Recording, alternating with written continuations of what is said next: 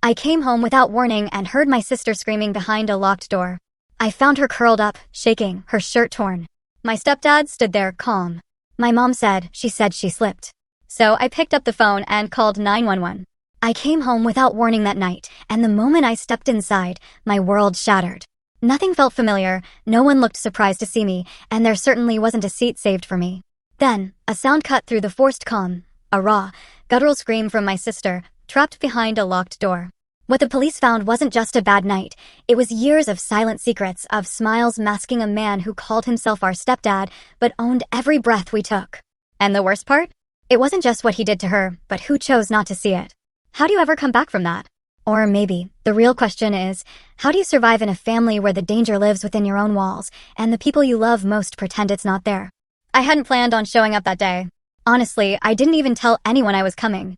After months of silence, texts that went unread, and calls that just rang out, I figured showing up would say more than any ignored message ever could.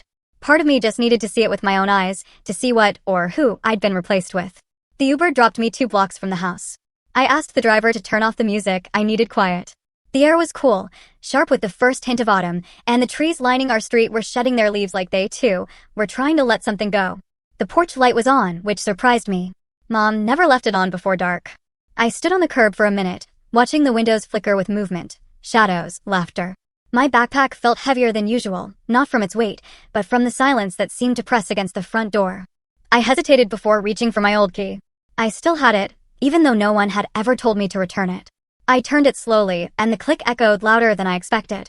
The scent hit me first, garlic bread, definitely something with cheese. Then voices, a low murmur of conversation, punctuated by laughter. Tom's voice was deep and throaty, like a man trying too hard to be charming. When I stepped in, no one turned. The dining table was full, for seats taken, my mom, her back to me, Tom, holding court at the head of the table, Isola, his oldest, and a man I didn't recognize, probably one of Tom's friends. Plates piled high, glasses clinking, jokes being passed around like dessert. No one looked up, no pause, not even when I dropped my bag at the threshold. Finally, Mom turned. "Jayla," she said, her voice not surprised, just confused, like I'd ruined something. "We didn't think you'd come today," she added, reaching for her water glass as if that would make it all normal. I scanned the table. For chairs, no fifth, not even a folded napkin. There was literally no seat for me. I stood there, one hand still on my backpack strap, feeling like some forgotten kid at school pickup. "It's fine," I muttered, my cheeks already burning.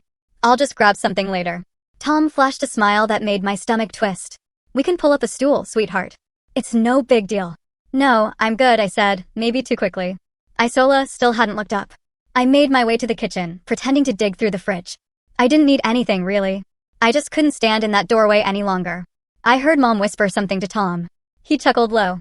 "She always had a flair for timing, huh?" he said, not bothering to lower his voice. It hit me like a slap. Not the words, but how easily they were spoken in front of me. I'd become an outsider in my own home. I stood behind the kitchen counter, watching them from a distance. Mom touched Tom's hand gently. Isola barely ate, just pushed her food around. The guest laughed at something Tom said. All of them looked comfortable. I felt like someone watching a family movie they'd been cut out of. When they started cleaning up, I went upstairs. My room, if I could still call it that, looked different. Gone were the purple curtains I picked out when I was 15. Gone were the pictures I'd hung along the edge of the mirror.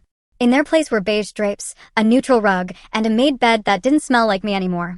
The closet was half filled with storage bins. A folded treadmill leaned against the far wall. It wasn't mine anymore. None of it was. I sat on the bed and glanced around, searching for something familiar. On the bookshelf, I spotted something small, metallic, a necklace. I moved closer. It was the necklace I made for Isola last year. Beads threaded by hand, colors she loved, a charm I bought from an online store that said, "Sisters always."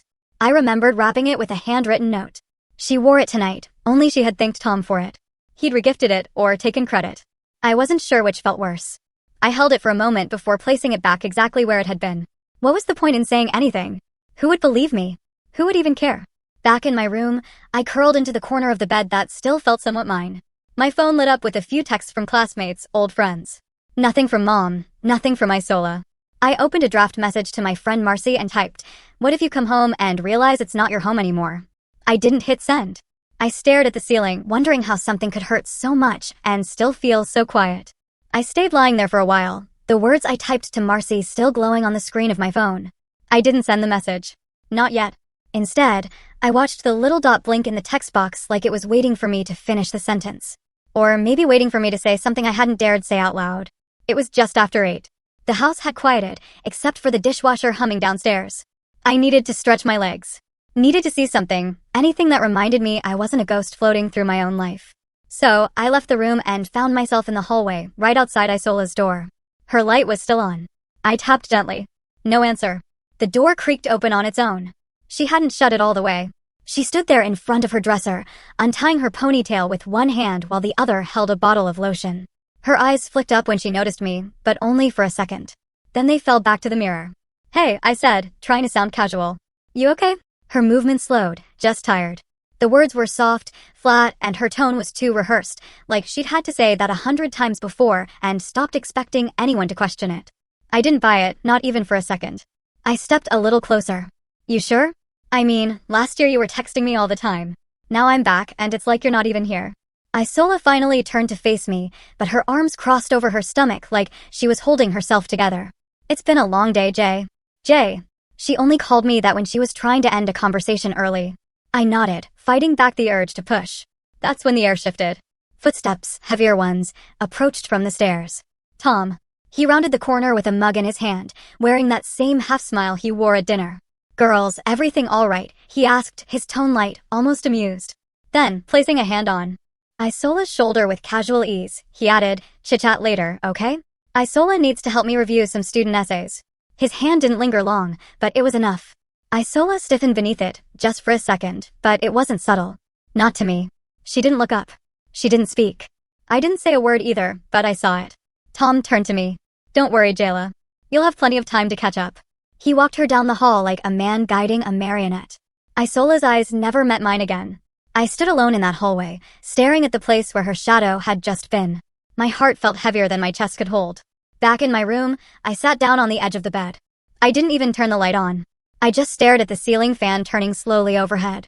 Something about the way she reacted to his touch, it reminded me of something, a memory I had shoved to the back of my mind resurfaced. It was just over a year ago, a Thursday night. I had walked in on Isola crying in the laundry room, head down, face buried in a towel. I thought maybe it was about her ex. I asked if she was okay. She had looked at me through red eyes and said, "You should just go. You always get to leave." Later that week, Tom had told Mom I needed structure, that my attitude had shifted, that I was beginning to act out. Mom, tired from working back-to-back shifts, didn't argue. I got a brochure for a private boarding school in the mail 3 days later. And, just like that, I was gone. Now, lying in this half-stranger's version of my old room, I began to wonder. Was I sent away because I asked the wrong question at the wrong time? My phone buzzed next to me. A new email, college update. I didn't open it. Instead, I pulled the comforter around me, tried to settle my breath, and listened to the quiet outside my door. It wasn't silent. Not really. There were muffled sounds, a soft bump, maybe someone dropping something, then murmuring, then nothing. I waited. I strained to hear something, anything. But the quiet that followed was thick, heavy, like the air had turned to syrup. I grabbed my phone and typed out a message to Isola. "You good?" I waited. No response. I clicked the phone off and flickered as someone moved past in the hall. Then quiet again. Something in my chest tightened. This wasn't tired. This wasn't homework. This wasn't just me overthinking. It was fear. Real and breathing. And right outside my door. I pulled the comforter tighter around me, heart drumming louder than I wanted to admit. And somewhere deep inside, the realization began to settle. I hadn't just come home to visit. I'd walked into a house full of people pretending everything was fine, while something inside these walls was deeply, horribly wrong. 2 nights later, I found myself once again wide awake, staring at the ceiling fan rotating slowly above me. That thing had become the only constant since I came back, the only movement in this house that felt peaceful. This was the sort of quiet that felt like it had something to hide. I sat up in bed, glancing at the time, 12:16 a.m. The house was dead still, but the memory of Isola flinching under Tom's hand wouldn't leave me alone. It looped in my mind like a scene I wished I'd paused on, studied longer. Every part of me knew something was off. The way her eyes dulled, the way she avoided me. I shifted under the sheets, hoping a change in position might ease the tension gripping my chest. It didn't. Instead, I started listening more intently to the walls, to the floorboards, to the small creaks that always come with a house this age. Then I heard it, a noise, short, sharp, muffled, not loud, but unmistakably human. I sat up straighter. My heart jumped ahead of my thoughts. Then came the sound that shattered whatever normalcy was left. An abrupt, cut-off scream. It wasn't the kind you hear in movies, full-throated and cinematic. This was low, guttural, like someone trying not to scream, but unable to hold it back, like pain had broken through the dam of silence. I threw off the blanket and ran toward the hallway. Tom's door was closed. Light bled out from underneath, flickering just slightly, like someone was pacing inside. I knocked once hard. Isola. No answer. I knocked again louder. Isola, it's me. Still silence. I tried the doorknob. Locked. I didn't think. I just started pounding. Open the door, Tom. Open this door right now. Something thudded against the wall. Then another noise, softer, like crying. That's when I stopped knocking and grabbed my phone. My fingers were trembling so bad I hit the emergency call screen twice before I finally got it right. 911, what's your emergency?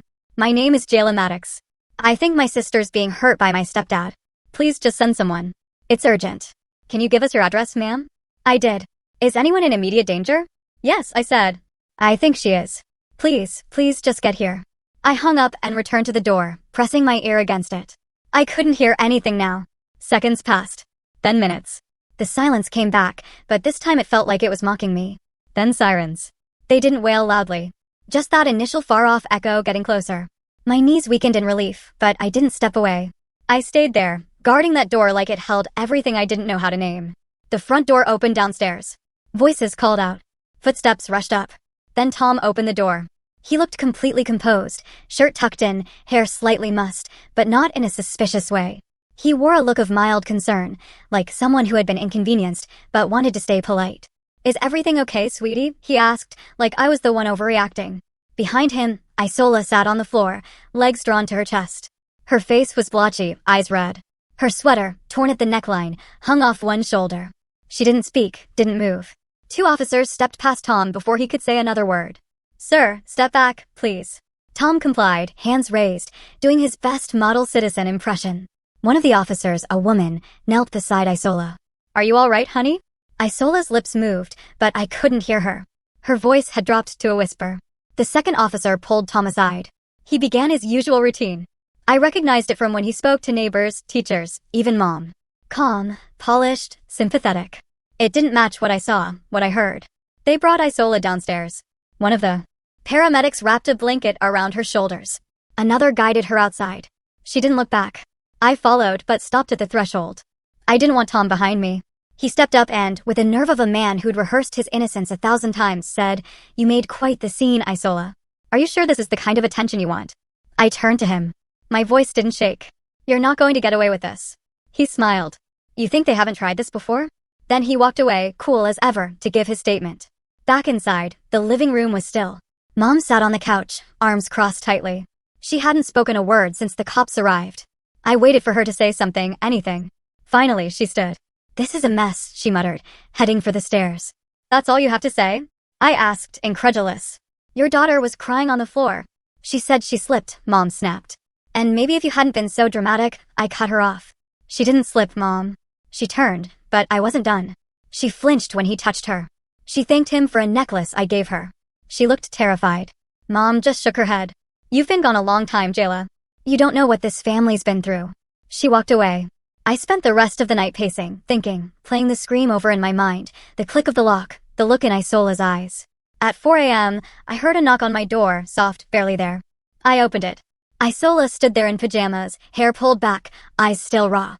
Her voice cracked when she spoke. Why now, Jayla? I didn't know what to say. She looked at me like someone asking for permission to be angry. Why didn't you come home sooner? I didn't answer her. I didn't even breathe. Isola's words, soft, brittle, hung between us in the hallway like a cracked mirror I wasn't ready to look into. I wanted to tell her that I tried, that I wrote, that I called, that every time I thought of stepping back through that door, it felt like I was walking into a trap I couldn't name. But I didn't say any of that, because what did it matter now? She stood there for a few more seconds, then turned and walked back to her room, closing the door without a sound. By morning, the air had turned heavy, like the walls themselves were holding their breath.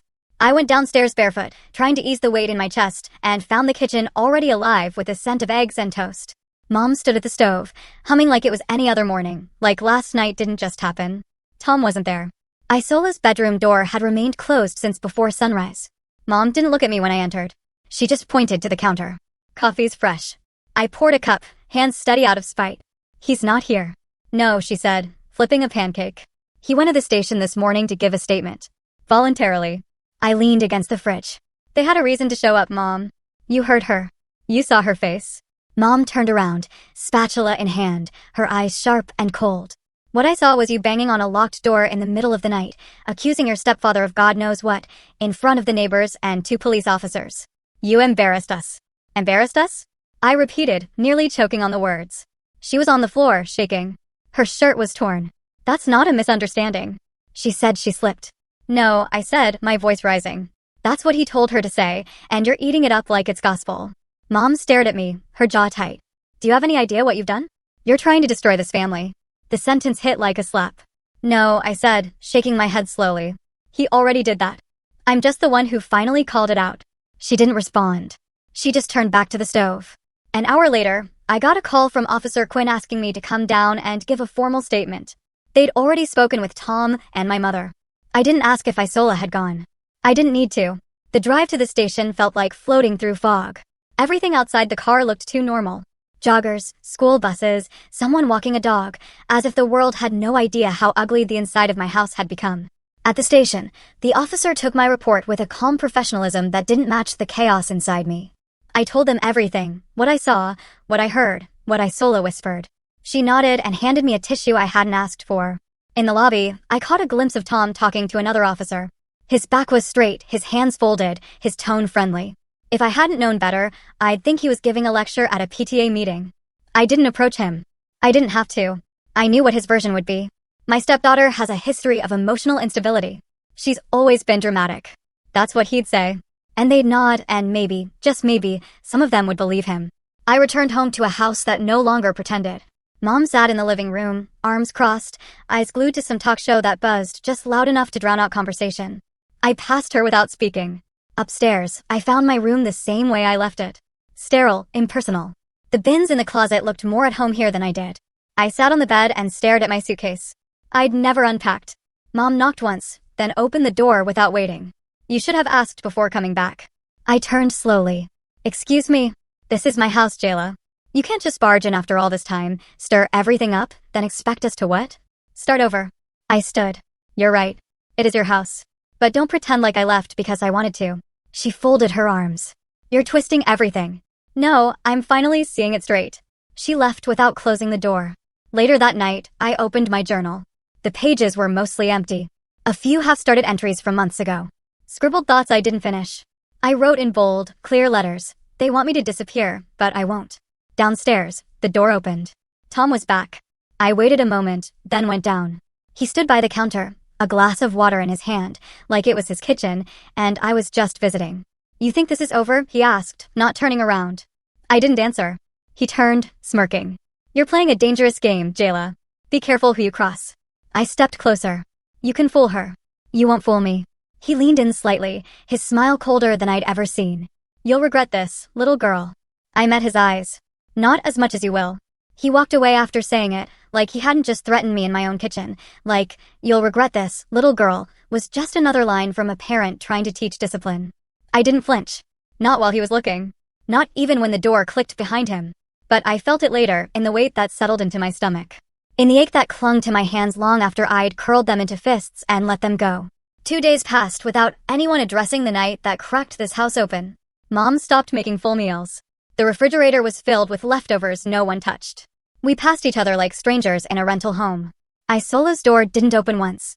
I knocked once the morning after, lightly. No answer. Knocked again that night. Still nothing. I started leaving short notes. Just a sentence or two, I'm here. I'm sorry. Are you okay? None came back, and still no noise, no light under her door, just a sealed silence. The third day, I was cleaning up laundry that somehow still fell to me when I noticed her bed didn't look made. Not just messy, but uncharacteristically rumpled, like she'd either been sleeping in her clothes or hadn't moved at all. I stood by her doorway, not trying to open it this time. Not yet. I didn't want her to shut me out harder. I just wanted some proof that she was still herself, still reachable. That's when I noticed the corner of something poking out from under her mattress. A tiny edge of a worn spiral notebook. The cardboard faded. One corner chewed from time or stress. It looked like the kind of journal she used to keep in middle school, full of bad poems and drawings of girls with long limbs and shadows for eyes. I hesitated, then reached for it. The first few pages were torn out. The next ones were covered in frantic writing. Most of it scribbled over, sentences half finished, but one entry caught me, night locked. Couldn't breathe. He said not to tell, told me to pretend. The words blurred in places. A few letters smudged like tears or sweat had hit the page before the ink dried. My hands trembled as I closed it. I held it for a few seconds more, then walked back to my room. I sat on my bed, placed the notebook beside the necklace I gave her, the one Tom took credit for. That necklace had become something like an altar, a place to put all the things I wasn't ready to say out loud. Later that day, I brought the notebook to the police station. Officer Quinn met me at the side entrance and took me into her office without any small talk. I found this in my sister's room, I said, handing it over. I don't think she meant for me to see it, but I couldn't ignore it. She nodded slowly, flipping through a few pages. Her face stayed calm, professional, but her knuckles tightened around the spine of the book. I appreciate you bringing this, she said. We'll log it as evidence. She paused, then added, we also recovered the camera we discussed, the one Tom installed in the hallway supposedly for security. And? I asked. She sighed. Footage was wiped. Hard reset on the device. Could have been a malfunction, but we're treating it as intentional. I swallowed the taste of defeat, sharp on my tongue. So what now? We build a case, she said. Even without that footage, it's harder, but not impossible. I nodded and left the station, gripping my coat tighter around my shoulders, even though it wasn't that cold. That evening, I noticed a shift in the air at school. Not everyone knew, of course, but some did. The counselors for sure, a few teachers. Word travels fast in small communities, especially when you're not trying to make it travel at all. During fourth period, a counselor pulled me aside. Miss Finch, young, awkward, new. She smiled in that overly cautious way people do when they think they're helping, but really just want you to sit down and stop making things complicated. I just wanted to check in, Jayla, she said. We've noticed you seem withdrawn. Is everything okay at home? I gave her a look. Define okay. She cleared her throat. Your stepfather, he reached out, expressed concern. Did he? I said, already knowing the answer. Yes, he said you've been struggling since coming back. That maybe you were reacting to unresolved grief. Your father, my jaw locked. Don't talk about him. She blinked. Sorry. I didn't mean. I stood up. I'm fine. You don't have to go through this alone. I turned at the door. I already am. Later that night, as I sat on the edge of my bed trying to process it all, I thought about how the system protects people like Tom. People who smile right, dress right, speak like they're always in control. People who know exactly how far they can push and still get away with it. I knew it wouldn't end here, that he wouldn't let it. I checked Isola's door, still closed. I took a sticky note from my desk and wrote carefully, you don't have to talk. Just listen. I believe you and I'm not leaving. I slipped it under her door and went back to my room. Back to the notebook. Back to the necklace. Back to the place where hope and fury coexisted like old roommates forced to share a bed again. A week slid by, thick with tension that clung to the walls like smoke. I woke every day to the same silence, moved through the house like an unwelcome guest, and went to sleep in a room that still didn't feel like mine. But I stayed. I needed to be a presence, even if I wasn't being heard. And the note I'd slipped under Isola's door remained untouched, not folded, not moved, not acknowledged. Still, I left another the next day, and the day after that. At school, I started feeling the shift. Not overt, not outright, but subtle whispers as I passed. Eyes that didn't linger long enough to be obvious, but didn't look away fast enough to pretend they weren't watching. People knew something, or at least they thought they did. It was Wednesday when the guidance counselor called me in. Miss Riston, late 40s, with a wardrobe that tried too hard to blend in and a voice that sounded like she was always on the edge of apologizing for existing. Jayla, honey, do you have a minute? I followed her into the office, sat across from her at a round table with a stress ball in the middle. The blinds were drawn. It felt like being invited into a conversation where the outcome had already been decided. She folded her hands. I just wanted to check in. Things at home. We've heard there's been some tension. I said nothing. Sometimes when we go through changes or feel unsupported, it's easy to project our discomfort onto those around us, even those who care about us deeply. My jaw tightened. You think I made this up? She blinked. No, that's not what I'm saying, but that's exactly what you're saying, I cut in. I'm saying trauma can look different in different people. Maybe what you're experiencing isn't exactly what's happening. Emotions are powerful. I didn't hallucinate the police showing up at my house. I snapped. I didn't imagine my sister crying in a corner. Miss Riston shifted in her seat, still wearing that patient look that made me want to break something. We're just trying to make sure you're supported, she said. And that you're not letting personal grief cloud your perception. Personal grief. She meant my dad. I stood up. I'm good. Thanks.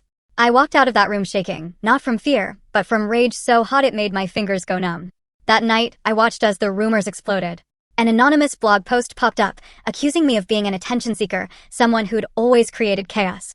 It listed out moments from my past, completely twisted, how I used to get into arguments with teachers, how I'd once slapped a kid for making fun of Isola in 8th grade. None of the context, just ammunition. I didn't respond. Instead, I sat at my desk, opened my laptop, and hit record. I didn't rehearse. I didn't write a script. I looked directly into the camera and said, "I'm not here to prove anything. I'm here to speak because no one else is." I talked about silence, about the way abuse hides, not in screaming, but in quiet glances, in the way people flinch when no one else notices, in the way girls are taught not to cause a scene. I didn't name names. I ended it with a question. If no one listens, will you still speak? I uploaded it anonymously. No tags, no identifiers, just truth. The next morning, it had 50 views. That night, 300. By the weekend, it hit over 1,000. The comments started slow. My sister went through this too. I didn't say anything when I should have. I'm sorry. I believe you. That Monday, I brought Isola's notebook to Miss Cartwright, my old English teacher. She was the one who got me into writing, who once told me that words, when placed right, could tear down walls. I handed it to her, explained what it was, what I thought it meant. She flipped through the pages, her eyes scanning the smeared ink, the frantic handwriting. Then she looked at me with a sadness that didn't belong in someone who once called herself a protector. "I'm sorry," she said. It's just not enough. These are incomplete thoughts. There's no context. It wouldn't hold up as anything more than personal reflection." I stared at her. She wrote, "He said not to tell. What more do you need?" She shook her head. "It's not about what I need. It's about what's admissible." I left the classroom more disappointed than surprised. That night, I got a text from Officer Quinn. "Don't stop. The more you speak, the more cracks you make." And somehow that meant more than any teacher's apology. I scrolled through the comments on the video again. One caught my eye. "He's done this before. You're not crazy. Check Oak Ridge Middle 2015. It came from a private profile. No name, no picture. I read it 3 times, then closed my laptop and stared at the ceiling. If what that message said was true, this wasn't just about me or even just about Isola. It was bigger, deeper, and I wasn't going to stop now. After reading that comment, check Oak Ridge Middle 2015, I didn't sleep, not even a nap. I spent most of that night curled up on the edge of my bed with the light from my laptop burning into my eyes and my heart trying to stay steady against the rising tide of rage. Morning came like it was trying to apologize for what the night uncovered. I didn't wait for breakfast or for Mom to make her usual circuit of ignoring me. Instead, I opened my laptop again, this time with a clear direction. I started digging. Oak Ridge Middle had a community page, old newsletters, district notes, teacher accolades, the kind of bureaucratic fluff no one ever reads. But hidden in the November 2015 bulletin was a quiet line under the staff transition section. "Mr. Tom Maddox will be departing Oak Ridge to pursue new opportunities closer to home. We thank him for his service." That alone wasn't a red flag, but it was the timing that got me. I opened another tab and started searching local parent forums, archived Reddit threads, even the school's Yelp page. That's where I found it. A comment from a parent dated 2 days before the newsletter's release. "My daughter's uncomfortable around her science teacher. Says he makes weird jokes and stands too close. Other girls have said the same. Not sure what to do. He's so well liked." I clicked deeper. Another comment followed weeks later. "Teacher gone. No investigation. Just gone." My hands curled into fists. It wasn't just us. That afternoon, I checked my inbox and found a message from a name I didn't recognize, Caden Rowe. The subject line just said, "I should have said something then." Inside the message, it read, "I was at Oak Ridge in 2015. I was one of Tom's tutoring kids. I saw Isola once. She was crying in the hall after a meeting with him. I didn't ask. I didn't want to get involved." That silence helped him. I won't be silent again. I stared at those words, letting them wash over me. I messaged him back. We agreed to talk the next day, and when we did, I didn't have to pull a single word out of him. He confessed what he remembered clearly, the way Tom would compliment girls on their mature posture, the subtle touches passed off as encouragement, the jokes that weren't appropriate, no matter how you spun them. Back then, I thought if no one else was saying anything, maybe I was overreacting, he told me.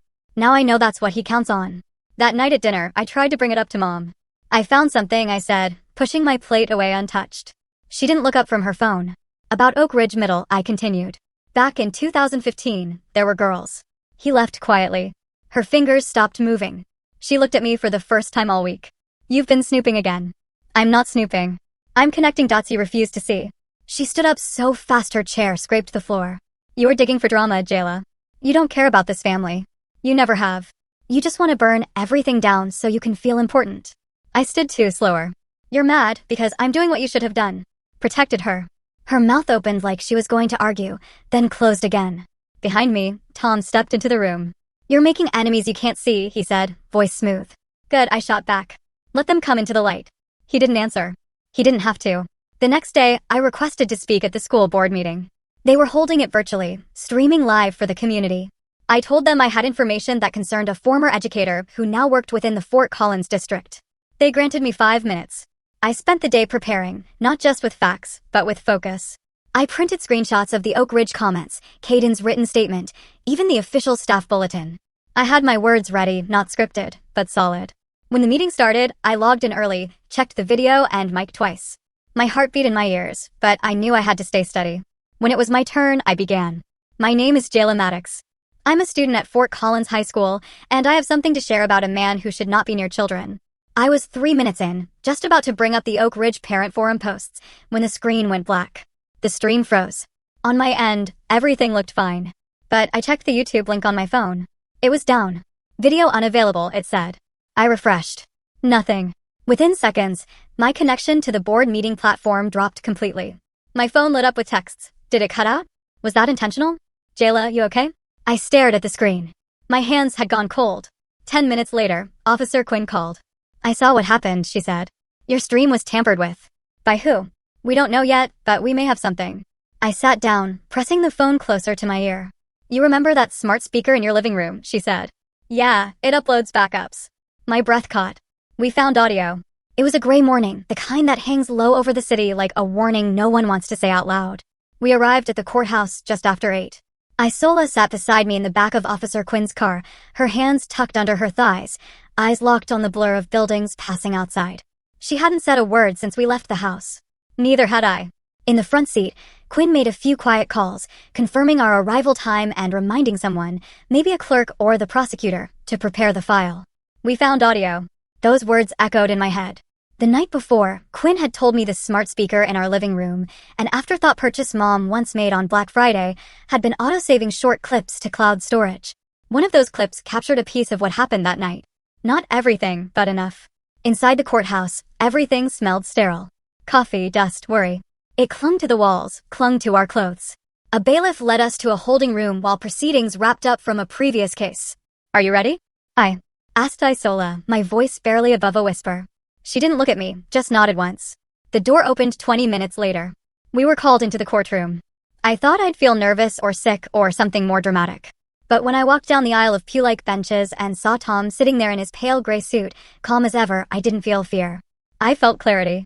He turned, caught my gaze, and smiled like none of this was real, like I was a child playing courtroom, and he was humoring me. The prosecutor stood, introduced the evidence, and then Officer Quinn walked up to the bench and presented the audio. A bailiff pressed play. It started with muffled movement, furniture creaking, a thump, then his voice. You'll shut your mouth if you know what's good for you. Silence, then Isola's voice, small, cracked, broken. Please stop. The courtroom went still. No papers shuffled. No one whispered. Even the judge leaned slightly forward, his expression unreadable. The audio ended. Tom didn't move. Quinn stepped back. I turned to Isola, who was staring down at her lap. Her hands trembled, but slowly she stood. Ms. Maddox, the judge said. You may speak. She stepped toward the center, her voice quiet at first. He said no one would believe me. She glanced at Tom, then at Mom, who sat 2 rows back, frozen. He said I was imagining things, that it was my fault when he came into my room, that if I said anything, I'd be responsible for tearing the family apart. She paused, swallowing, her chin lifted. But Jayla believed me. She was the only one who did, and that saved my life. For the first time, she looked at me, her eyes full of pain, but also something steadier, something healing. She believed me first. The judge gave a brief nod, then turned to the prosecution. Mom stood, and her hands shook as she spoke. I chose comfort over truth, she said. I didn't want to see it. I didn't want to believe my home could be poisoned from the inside. And, because of that, my daughter suffered. I'm sorry. I was wrong. Then, without prompting, she walked to the clerk and handed over a document. I didn't need to read it to know what it was, divorce papers. When the judge read the sentence, he didn't raise his voice. He didn't have to. Thomas Maddox, you are hereby sentenced to 35 years in prison. You will not be eligible for parole for 20. Tom stood still as the bailiff approached. His expression didn't change, not even when the cuffs clicked shut around his wrists. As he was led past us, he looked at me one last time. No words, just that same quiet, smug smirk he wore the first day he met us. But this time, I didn't look away. Outside the courthouse, reporters crowded the steps. Microphones, cameras, questions. Isola stepped forward before they could speak. "My name is Isola Maddox," she said, loud enough for the cameras to catch, but steady, strong. "But from today forward, I choose to be Isola Hart, after my father. And this," she reached for my hand, gripping it tightly. "This is the only family I trust." They tried to ask more, but she didn't give them time. We walked down the steps together, shoulder to shoulder. That evening, back at the house, Mom moved slowly through the living room, clearing out anything of Tom's: trophies, certificates, framed awards. The last to go was the wedding photo. She hesitated a moment, then dropped it into a cardboard box and taped it shut. "I should have known," she said softly. "I think part of me did, but knowing and admitting aren't the same." I said nothing. Just let her speak. "I'll spend the rest of my life trying to fix what I broke." "You don't have to fix it alone," I said. We sat in silence for a while, the soft buzz of the heater humming through the vents.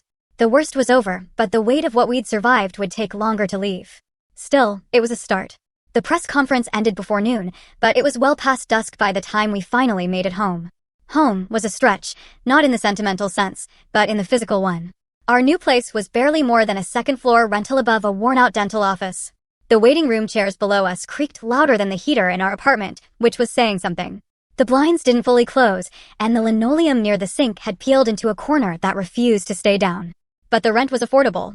And for the first time in what felt like years, the quiet didn't feel like something to fear. It had been a month since the verdict.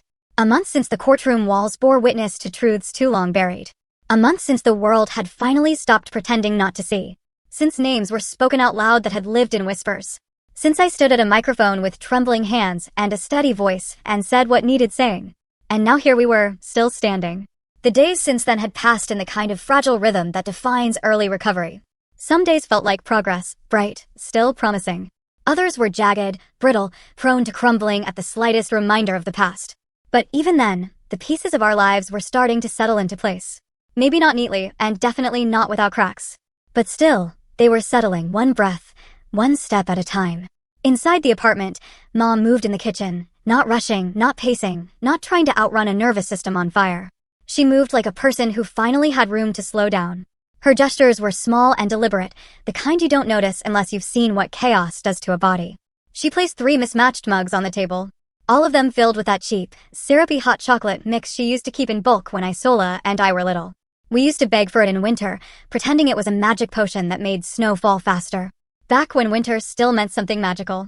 Back before everything fractured. Tonight, there were no illusions, no forced smiles, no pretending. But for once, we didn't need to pretend. On the wall above the couch, I'd hung a small wooden frame earlier that week. Inside, it was a note from Dad. Not the polished kind someone writes for a special occasion, but one of his offhand messages scrawled on lined notebook paper in blue ink. "You see what others won't. Never forget that." He wrote it when I was 10, after I told him what I saw, the neighbor kicking his dog when no one else was watching. Everyone else had dismissed it, brushed it off. Maybe the dog was being aggressive. You probably misunderstood. But not Dad. He believed me without question, and that belief became a seed I carried, even when it felt like everything else had been stripped away. Isola sat beside me on the floor, her back against the couch, legs curled up beneath her like she used to when we were kids watching late-night cartoons. She hadn't said much since court, but she was here, every day, with her presence, her silence, her stillness, and that was enough. Mom dried her hands on a dish towel and suddenly said, "We should get a tree." Isola opened one eye. "You hate trees." I hated his trees, Mom clarified. Those plastic ones with color-coded branches and lights that always blinked at different speeds. They looked like department store displays. No soul. She paused. I missed the real ones. The smell, the mess, the frustration of untangling lights that somehow tied themselves into knots every year. "I can get one," I offered. "There's probably a lot left. It's already mid-December." "So," she said, shrugging. "It's not about the calendar anymore.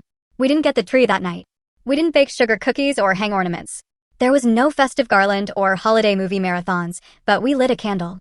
We put on an old record, something scratchy and slow that filled the space with warmth. We didn't talk much. We didn't need to. A holiday with no glitter, no guests, no expectations, but full of presents, and somehow it was more than enough. A few nights later, winter settled deeper into the neighborhood. The air turned brittle, laced with a faint smell of wood smoke and pine. I woke up at 3 a.m., not from a nightmare, but from a kind of tightness that no breath could quite fix. I crept into the kitchen for water. The floor was cold under my socks. Isola's door was closed and locked. She always locked it. Not because she was afraid of us. It wasn't fear anymore. It was routine, a way of claiming control, of creating a boundary. I respected it. In the living room, I saw Mom asleep on the couch, curled up like a question mark. Her face streaked with dried tears. She didn't know I was there, and I didn't wake her. I just stood there for a moment, letting the stillness wrap around us both. Then I turned and went back to bed. Healing isn't a straight line. Everyone says that, but few understand what it really means. It means some days are steady, others sting. It means feeling joy, then guilt for the joy. It means crying in the shower even after the court date is over. It means laughing at a meme and wondering if you're allowed to feel light again. It means watching someone else sleep through their pain and knowing you can't take it away. The next morning, I checked my email and found a name I hadn't expected, Caden. The subject line was blank, but inside was a message I didn't know I needed. Jayla, I watched the press conference. I know I never said this before, but thank you for being louder than my fear. You didn't just help your sister, you helped me find my voice too. I joined a local survivor group. I've started speaking to students. Small stuff, but it matters. One kid asked me if people will ever stop blaming victims. I told him the truth. Not always, but someone has to speak anyway. You reminded me that it counts. It always counts. I didn't cry. I didn't need to. That message was the kind of breath you don't realize you've been holding until it finally leaves you. It didn't erase the past, but it marked something new, something forward. A few days later, I walked to the Fort Collins Community Center and signed up to volunteer for their winter clothing drive. Just a few hours a week, nothing major. The sign-up sheet asked for an emergency contact. I paused. Then, for the first time in years, I didn't hesitate. I wrote, Isola Hart. And underneath, without thinking, almost instinctively, I added, sibling of Isola Hart. 2 simple lines, just ink on a form, but to me, it meant everything. We weren't healed. We weren't fixed. Life hadn't snapped back like a rubber band to the way it used to be. But we weren't surviving anymore either. We were living together. And for now, that was enough.